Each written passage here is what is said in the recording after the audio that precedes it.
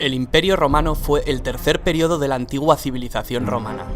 El primer periodo fue la monarquía y el segundo la república. Repasemos muy brevemente el origen de Roma. Según la tradición romana, el origen de Roma se remonta a los hermanos gemelos Rómulo y Remo, que de bebés fueron amamantados por la loba Capitolina.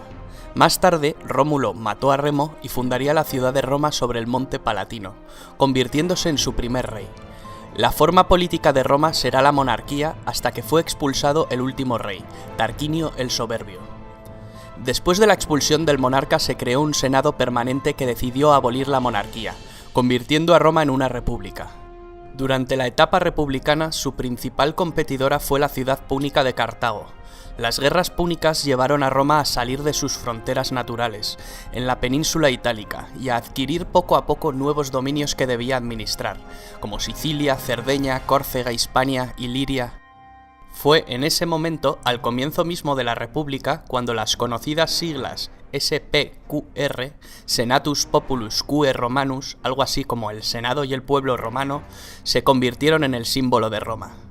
Roma se hizo con el control de la cuenca mediterránea. Los dominios se hicieron tan extensos que pronto fueron difícilmente gobernables por un senado incapaz de moverse de la capital ni de tomar decisiones con rapidez.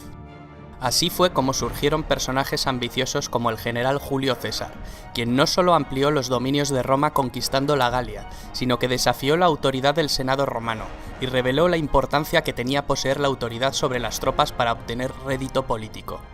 Tras la guerra civil que lo enfrentó a Pompeyo y al Senado, César se había erigido en mandatario absoluto de Roma y se había hecho nombrar Dictator Perpetuus.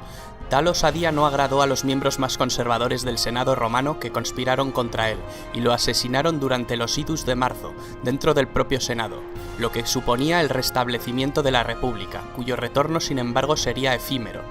El precedente no pasó desapercibido para el joven hijo adoptivo de César, Octavio, quien se convirtió años más tarde en el primer emperador de Roma, tras derrotar en el campo de batalla primero a los asesinos de César y más tarde a su antiguo aliado, Marco Antonio, unido a la reina Cleopatra de Egipto, en una ambiciosa alianza para conquistar Roma. A su regreso a Roma, el poder de Octavio fue enorme, tanto como lo fue la influencia sobre sus legiones. En el año 27 a.C. se estableció una ficción de normalidad política en Roma, otorgando a Augusto por parte del Senado el título de Imperator Caesar Augustus. El título de emperador, que significa vencedor en la batalla, lo convertía en comandante de todos los ejércitos. Formalmente nunca aceptó el poder absoluto, aunque de hecho lo ejerció. Aseguró su poder manteniendo un frágil equilibrio entre la apariencia republicana y la realidad de una monarquía dinástica. Los primeros emperadores desde Augusto hasta la muerte de Nerón, es decir, entre el 27 a.C. y el 68 después de Cristo, formaron la dinastía Julio-Claudia. El reinado de Nerón se asocia comúnmente a la tiranía y a la extravagancia. Se lo recuerda por una serie de ejecuciones sistemáticas, incluyendo la de su propia madre y sobre todo por la creencia generalizada de que mientras Roma ardía en un gran incendio, él lo contemplaba desde la distancia tocando la lira. Tras el periodo del 68 al 69, el año de los 4 emperadores, dio paso a la dinastía Flavia. A los Flavios le sucedieron la dinastía de los Antoninos, que trajeron la época dorada. En esta época, a lo largo del siglo II, el imperio alcanza su máximo esplendor. Destacar la figura del emperador Trajano, nacido en Hispania. Fue el primer emperador romano nacido en una provincia de Roma. Fue un gobernante eficaz y querido por su pueblo. Bajo su reinado el imperio alcanzó su máxima expansión. El último de los llamados 5 buenos emperadores de la dinastía antonina fue Marco Aurelio, al que le sucedió su hijo natural Cómodo, con el que reaparecerían muchos de los problemas previamente presentes en cuanto a sucesiones e inestabilidad. Tras el asesinato de Cómodo por su guardia pretoriana, el imperio se sumió en una época de confrontación civil, tras la que asumió el trono Septimio Severo, quien instauró la dinastía Severa, que termina con Alejandro Severo. Después, entramos en lo que se conoce con la crisis del siglo III, un periodo de 50 años de duración. Es un periodo de profunda crisis, durante el cual se producen fuertes presiones de los pueblos exteriores y una fuerte crisis política, económica y social en el interior del imperio. Tras una fase de anarquía militar en el que la seguridad y la unidad del imperio se habían visto gravemente comprometidas, Diferentes emperadores de origen ilírico y danubiano lograron reunificar el imperio y sentar las bases para restablecer la situación. Esta crisis se estabiliza con el ascenso de Diocleciano, que llevó a cabo un importante programa de reformas. El emperador Diocleciano comprendió que el imperio era demasiado vasto para gobernarlo en circunstancias tan graves, y decidió trocearlo. Esta época es conocida como la tetrarquía, o gobierno de 4. Implicaba que el gobierno del imperio se repartía geográficamente entre 4 gobernantes. Este sistema fue útil mientras estuvo al mando, pero colapsó en el momento en que éste abdicó.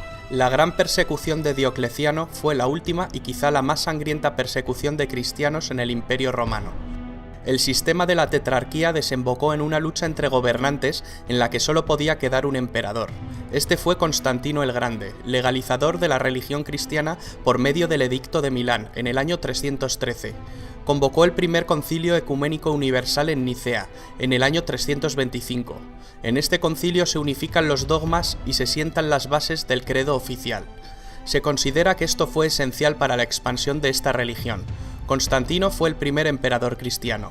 En esta etapa se produce el traslado de la capitalidad del imperio a la antigua ciudad de Bizancio, reconstruida y ampliada por decisión del emperador que pasó a denominarse Constantinopla.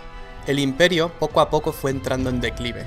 El emperador Teodosio I hizo de la religión católica la religión oficial del imperio.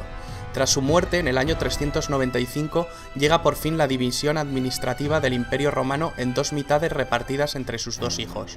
Arcadio recibió el Imperio de Oriente y Honorio recibió el de Occidente. El Imperio Romano de Occidente, terriblemente desgastado tras las incansables incursiones bárbaras y el malestar social por la mala gestión de las tierras, desapareció en el año 476, fecha en la que se inicia la Edad Media. El Imperio Romano de Oriente perduró cerca de 1000 años más. El Imperio Bizantino, que acaba adoptando el idioma griego, sobrevivió hasta el año 1453, fecha de la caída de Constantinopla, la actual Estambul. Con el colapso del Imperio Bizantino, último vestigio del Imperio Romano de Oriente, finaliza la Edad Media, dando inicio a la Edad Moderna.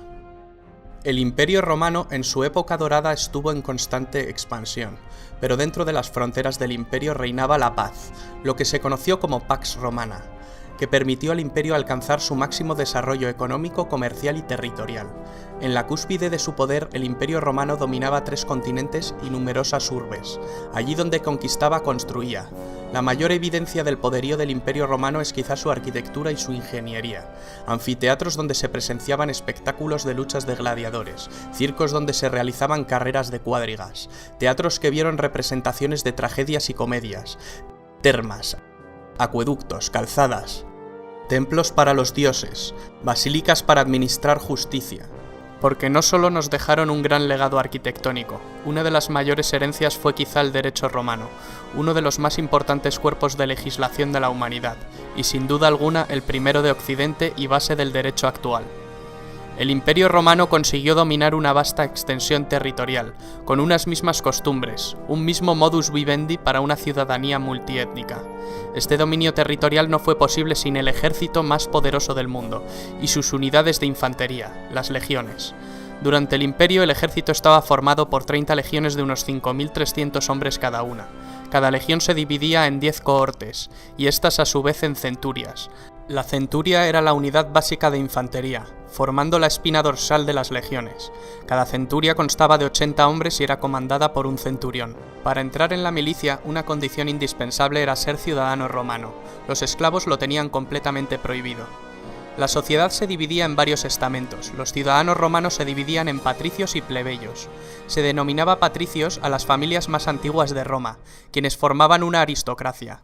Poseían privilegios. Al principio estas familias componían el grueso del Senado. Poco a poco, la descendencia de estas grandes familias fue desapareciendo. Con el paso del tiempo, el término patricio dejó de tener el significado que se le había dado hasta entonces, para significar aristócrata o poderoso, pero sin distinción de sangre. Los plebeyos solían ser campesinos, artesanos, comerciantes y también constituían el grueso del ejército. Luego estaban los esclavos. Los esclavos no tenían derechos de ningún tipo. Normalmente eran prisioneros de guerra. El número de esclavos en Roma llegó a ser enorme con la expansión del imperio. Se les obligaba a hacer los trabajos más duros. Se puede decir que su destino dependía de la benevolencia o crueldad de su amo. Muchos de estos esclavos eran utilizados para satisfacer las ansias de diversión del emperador y del pueblo.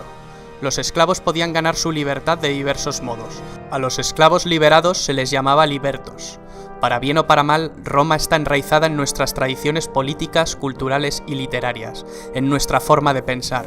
Es imposible entender la idiosincrasia de Occidente sin la civilización romana.